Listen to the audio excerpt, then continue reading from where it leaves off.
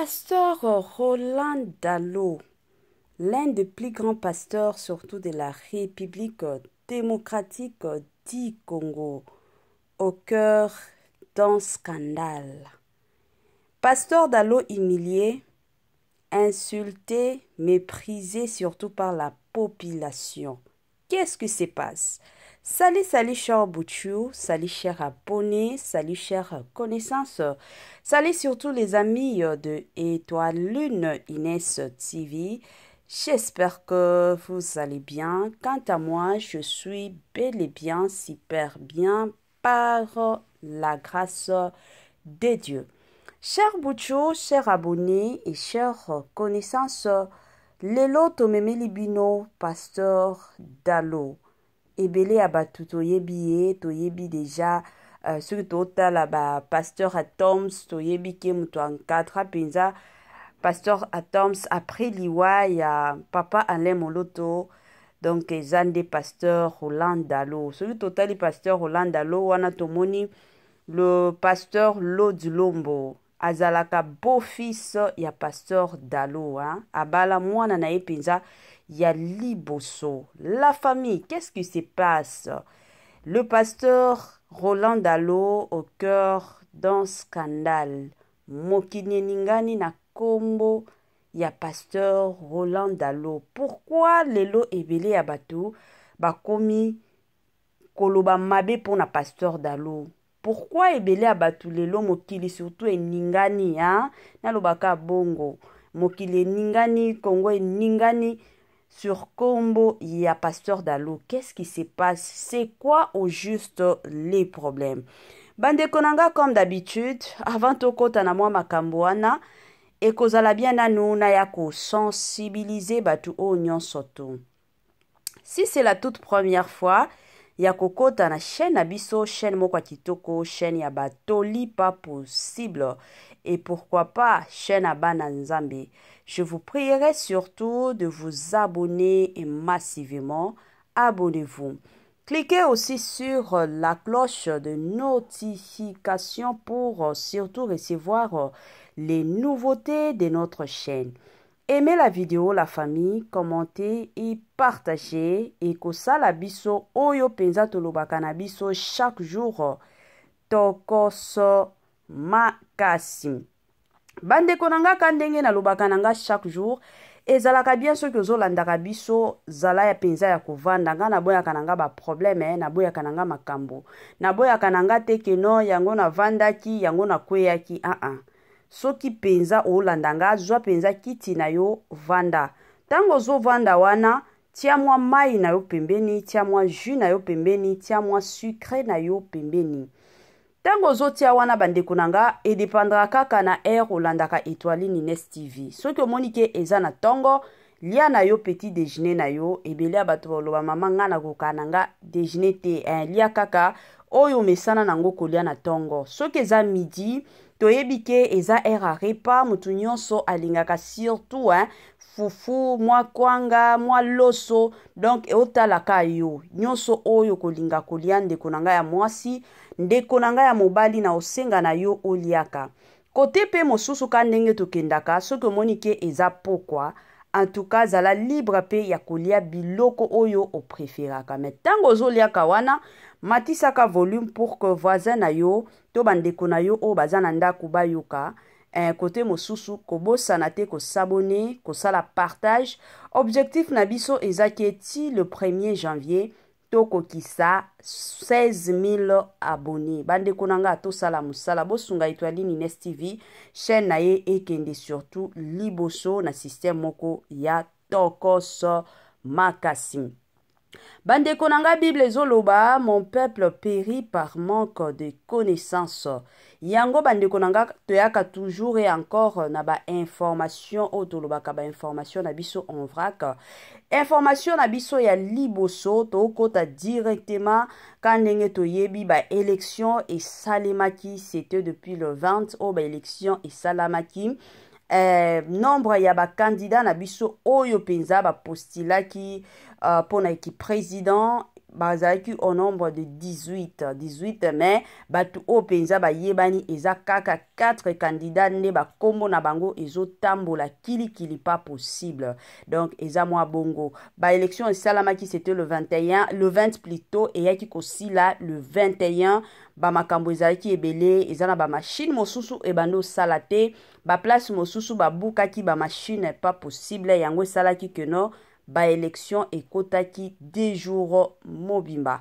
À part ça la famille soki tokoti na makambo ya théâtre bato ya maboke na makambo ya maboke bandeko na nga ndenge tokendaka donc na minute oyo la patronne à Poutine surtout de l'écriture Bellevie kandi ya ba Bellevie na minute to loba aza na États-Unis kuna nde aza na ba repo na ye talaka musala makasi musala kitoko bandeko na nga azalaki na posa pe na besoin ya repos yango ake ko se reposer na États-Unis na système moko ya kitoko et encore kitoko mingi makasi. Bandeko nanga tozonga sikoyo kandenge tolobaka revenons à notre mouton tozongela makambo na biso ya pasteur Roland Dallot. La famille mokili eza ya koningana. Mokili batu balobi ebele sur kombo ya pasteur Dallot. Bible zoloba ne touchez pas à mes oins. Est-ce que na minitoyo tokoki toujours ko accepter Bible quand ndenge Bible zoloba ne touchez pas à mes oins to na minitoyo population pe eza na droit ya koloba wana eza motuna. Bandeko nanga nazotiela bino audio moko message moko ya pasteur Dallot eza prophétie oyo apesaki bandeko nanga pona ba élection ya 2023. Sikoyo prophétie wana na ebite na opesaka toyoka et après ça tokosala analyse na biso kandenge tokendaka nango toza bana nzambe toza batu moko ya maturité batu moko ya sagesse batu moko bazana mayele alors tosala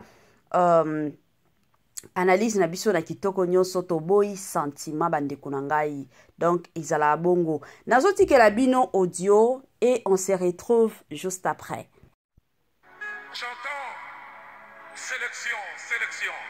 Tolanda bien la famille. Je vois comme une course. Soyons attentifs. Et je vois 4 coureurs principaux. Toyoka. Et je vois un qui tombe à quelques secondes du début de la course et placé dans un cercueil. Et un autre qui tombe qui est placé sur une chaise roulante. Ainsi dit l'Éternel. Avant les échéances électorales l'année prochaine, retenez ces jours et ceci. Il y aura un grand deuil dans ces nations. Oyoka. Un grand candidat. Dieu va les retirer. Oyoka. Et un autre, il sera sur une chaise roulante. Prophétie. Parce que Dieu l'a décidé.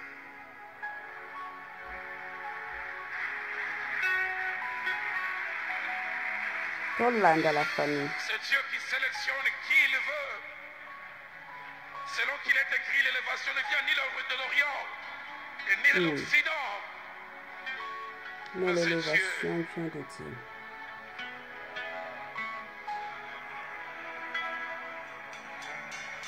Somme.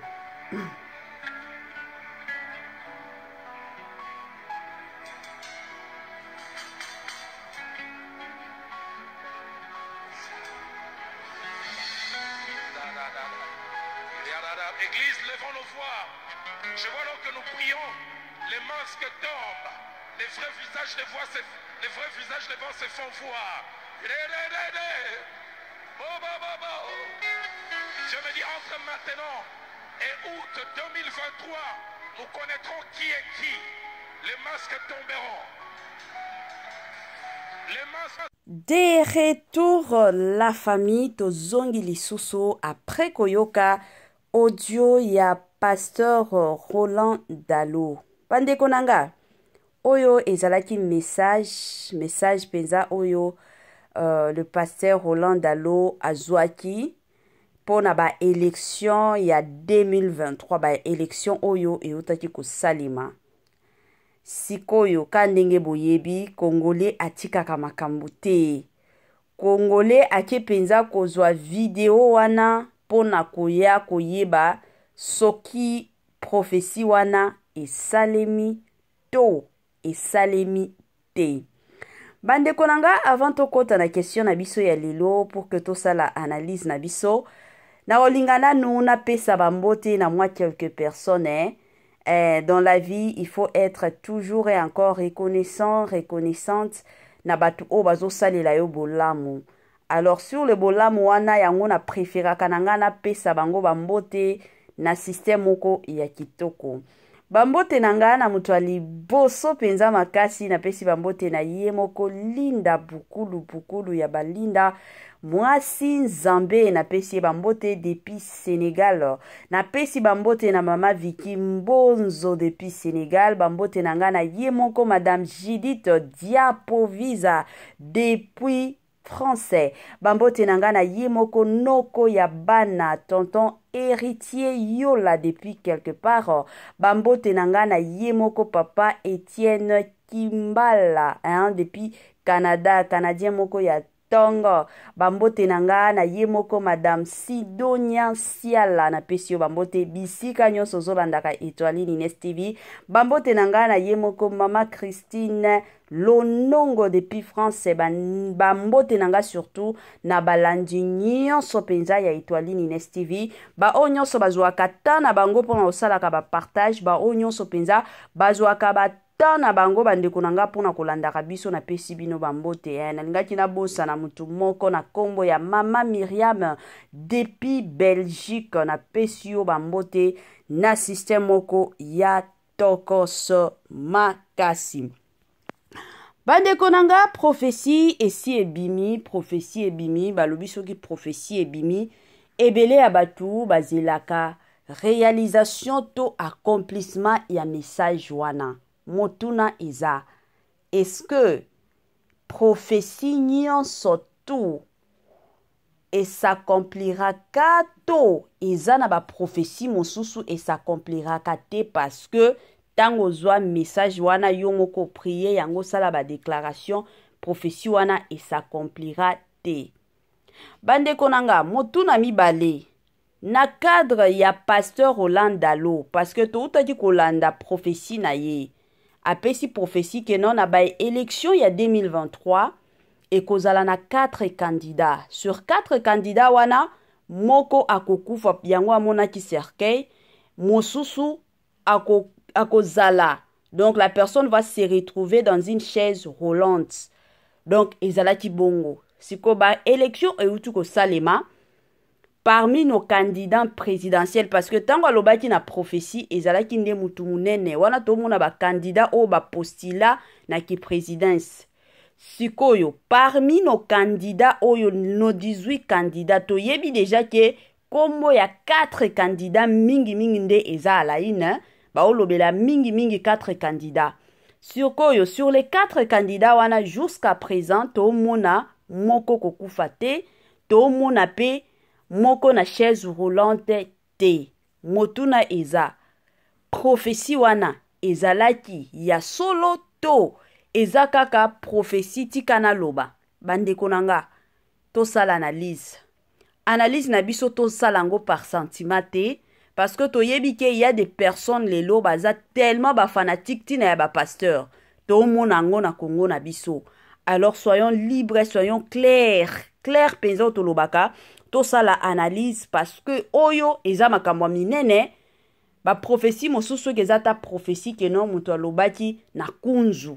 Oui, mais eza na ba prophétie mosusu soki déjà esi e bimi public biso pe to sala lango ba analyse publiquement. Donc ekendaka nango bongo yango no senga na ba analyse na bino na système moko ya bien. Avant na kota na analyse nanga bandeko nanga ka ndenge to kendaka Naya nanu ko sensibiliser bino soki nano s'abonate na Étoile Ines TV. En tout cas, kobo sanate ko s'abonner. Soki nano tia j'aime na yote. En tout cas, tolela ba j'aime na bino pas possible. Tia la biso ba j'aime et ko sala biso kitoko et encore kitoko mingi makasi. Bandeko nangai. Kandenge to kendaka. Yanga analyse na zoloba. Ya bino analyse. bosalango na ba commentaire bokoma numéro na biso ya téléphone yango wana affiché soki oza na mwa makanisi omoni ke non peut-être na ba commentaire na okokananga te soit libre ya okomela biso na ba WhatsApp tozalaka toujours tokoya koyamba yo tokoya ko répondre yo na système moko ya kitoko mingi makasi. Bandeko nanga selon ngai analyse nanga tokota na makambo ya prophétie oyo pasteur Roland Dalo apesaki pona ba élection ya 2023. Bandeko, soyons sincères et honnêtes. Toyebi ke Nzamba lobaka. Nzamba lobaka. Tango Nzamba lobaka, tomonaka ata na ba église mosusu, omona ba pese prophétie boye, peut-être okoki kokenda tana 3, 4, 5 prophètes. Ba pesi yo même message, ba lobi na ane oyo. Makambo boye boye boye. Surtout makambo na ba prophétie na kotana na ba prophétie ya mabe. Na ane oyo. Peut-être kozwa zemi kovanda te. Na ane oyo. Mwana na yo moko na omona liwa ya mwana na yo moko akukufa. Ba prophétie ya bongo. La plupart bandeko nanga et se réalisaka te. Pourquoi? Parce que tango musala nzamba zwaka prophétie wana asambelaka po nango. Le mal avec nous ezaka ke non soki surtout na Congo na biso soki muto azui message et surtout ba message neti ya ba pasteur Dalo eye nango public tango okende asambeli Nzamba lobi lisusu mosusu akoki kozonga pesi message mais la plupart des gens surtout na Congo na biso tozonga na Congo na biso to ignoraka ba message wana tokobimisango mais tokobimisaka message wana ya liboso surtout toki tomoni réalisation nango te nde to sambwisa musala nzambe. C'est comme ça avec le Congo. To mona paka ndenge na pesa ki exemple eza na batu mosusu akokende epa ya prophète oyo ba pesi même message ke ane oyo soki osambeli makasi te mwana na kokufa même message mais tellement ki azui message wana akomi ko sambela la ponango akoti ba jeune ba prière au monati ane obanda et aussi là mwana kufite. Pourquoi? Parce que azwaki message asambeli pona yango message wana eko salemate. Ba message, je m'excuse. Ba message la plupart du temps oyo salemaka mingi surtout ba prophétie. Ezalaka nde ba message ya bénédiction. La plupart ba message ya bénédiction soki Nzamba lobi ke ane oyo na kopambola yo na musala. To mona bato ebele bakotaka ba prière, mutu pe azwaki message pona yo akosambela. Et pour au monde, ba message wana et s'accomplira toujours. Pourquoi? Parce que eza message à bénédiction. Mais ba message ke ya liwa, ba message ya boye boye. Eza ba message moko et s'accomplira kanango mingi mingi te. Surtout ceux qui musala nzambe azui révélation wana akomi ko prier sur ça. Nzambe akwe ici ba makambo wana. Eza kande bongo. Na yebite na cadre oyo ceux qui le pasteur Roland Dalo a prié qui sirango azwaki message mosusu peut-être que Nzamba lobi toko misaye parce que révélation wana ekosa le malisusu te toyebite mais na ba cadre ba message oyo bandeko nanga tozaba tutosambelaka toyebike monde lelo eza monde moko elingi toujours koya kosambwisa basala nzambe na osala analyse oyo te par sentiment na osala ngo te ke non parce que tozaba na nzambe toyebi makambo nzambe ndenge kendaka. La plupart des gens les loba ekoloba ke non le pasteur Roland Dalo lokuta o ba message na inyo so pesaka esimbaka te o boye boye boye. Est-ce que tango pesaka ba message wana bandeko nanga to mona ka place akenda ko sambela pona ba message wana parce que ndenge ezalaka boye bandeko to lobango bien. Soki oza musala nzambe nzambe a révélé yo makambo yo oyo zui message yo oyo mutozwa ki révélation oza supposé ya kobandaka surtout ko prier sur makambo wana ezalaka bongo bandeko nanga omata okita soki nzambe a révélé yo eloko donc oza supposé à continuer toujours ko prier sur ça jusqu'à ce que nzambe akoya ko répondre lisusu tango ko yoka mongongo nzambe ko yoka lisusu nzambe alobi les ainsi dit l'Éternel wana nde okata osambela kapona ngo peut-être le pasteur Roland Dalo a prié qui sur ça. Parce que pasteur Dalo aza pasteur moko munene na mboka na biso ayebi keno ba prophétie soki na bimisi yango publiquement ba retomber kozala surtout soki makambo wana esalemi te. Mais je suis sûr et certaine que ayaki lisusu na ba émission mosusu to na ba prophétie mosusu pona koloba keno peut-être Nzambe andimi prière na biso accepter prière na biso peut-être ba makambo oyo e osalema te. Mais comme biso ba congolais toza batu moko to lingaka na biso kosambwisa bato video wana tokobimisa yango te. Tokoya penza kobimisa yango te parce que na minute oyo c'est un peu difficile to bandoko takana ba prédication nyonso pasteur Dalo asala ata bino moko. To tito ke nozwa video wana tokozwa ngo ndenge nini. Mabande konanga ikozwa biso ta moko pas possible tala kaka toza supposé osala ka ba émission mosusu na système moko ya kitoko. Donc ekendaka nango ka bongo. Congolais alingaka asambwisa muninga. Tomonaki à l'exemple de notre frère, le frère Aimé Kano. Ayaki kaka ko féliciter Fally Ipupa. A féliciter bandeko nanga Fally Ipupa, mais il faut komona na suka ya message na ye ayaki ko évangéliser Fally Ipupa. Mais batu bazwaki ka message wana liboso ndenge a féliciter ki Fally Ipupa ba mamiye. Balobi non. Comment ça fait-il qu'un chrétien aya ko encourager Fally Ipupa mais message a suka o ya komaki balandaki yango te. Wana nyonso to balingai ka ba ya ko sambwisa image ya frère Aimé Kano. Donc ezaka bongo na Congo na biso bandeko nanga ebele ya batu bayaka toujours et encore pour na koya ko sambwisa basali ya Nzambe et ce qui n'est pas bien la famille. Bible zolo bayango moko ne touchez pas à mes oins. Tango Bible zolo banzambe ye moko ayebi. Musala Nzambe ata soki akwei. Biso toza banani poto ya ko juger.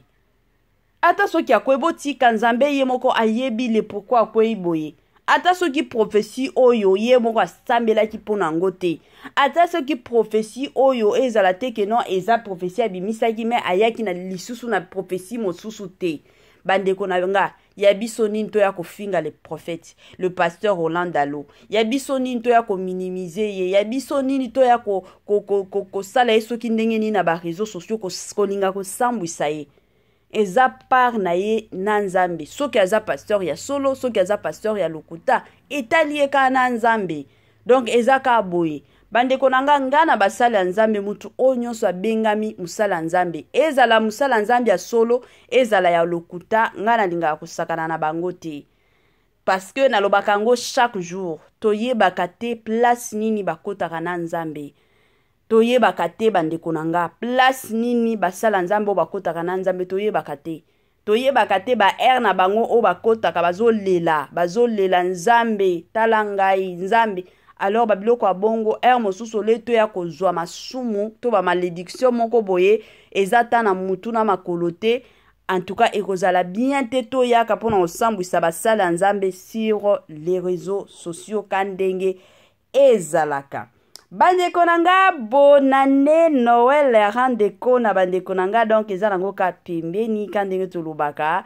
Est-ce que bosi sombi déjà biloko kolia bandeko nanga surtout ba mama na ba papa bosi sombi déjà biloko bokolia na bonane parce que toyebi que la plupart ya biso ba congolais to fetaka mingi bonane penza mingi ezalaka ya biso to lobaka keno Noël ezalaka ya bana. Mais bonane ezalaka ya biso. Est-ce que bosi s'apprêta déjà sombi déjà biloko bokolia na ne asika ezalaka bongo bandeko nanga ba feta kaka. Mais tango to fete wana to yeba surtout que non ane asike bandi to sala ba dépenses exagérées te parce que janvier eyaka na ba makambo nango janvier eyaka na ba makambo nango et puis tango to fete wana to bosa na pete ke non toza bana Nzambe ko fete na biso to dépassera ba limite te. To fetaka na biso na système moko ya bien. Surtout système moko on alobaka nanga kaka chaque jour ya tokos makasi. Meilleur V, bonne année na balandi nyonso tu ya Étoiline Ines TV. Ba nyonso balela mama ba news, ba nyonso balela mama étoile d'état, ba nyonso balela Étoiline Ines TV na pesi bino bambote mingi esika nyonso bozolandaka biso na système moko ya kitoko. Cher Butcho, cher abonné et cher connaissance, tokomi na biso na suka penza ya partage na biso ya lelo la famille. Bye bye la famille et à la prochaine.